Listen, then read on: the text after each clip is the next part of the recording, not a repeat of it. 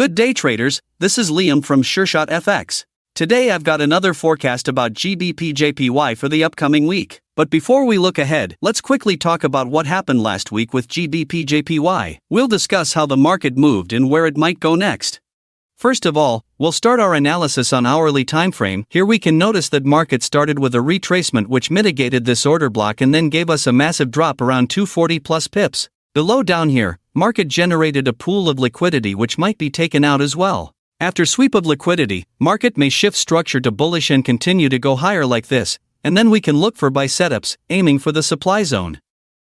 But we also have to monitor this unmitigated order block which also might get mitigated before the bullish push. So, in that case look for confirmation setups on lower timeframe. Now, let's hide our drawings and go to higher timeframe like daily. Here, market is clearly bearish with a massive downside momentum. So the bullish move we're noticing on H1 is potentially a pullback of this bearish leg. And if we go to 4 hour, market is again bearish with lower lows and highs. And market is reacting from this H4 order block that might go all the way to this swing low. Let's head back to the hourly timeframe. Let's forecast this week's move.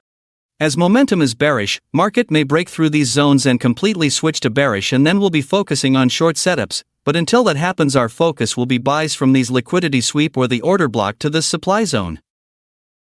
That's all for our GBPJPY forecast for the week. Make sure to subscribe to Sureshotfx for more helpful information about forex. I wish you all successful trades. Thanks for joining me today, and I'll see you in our next video.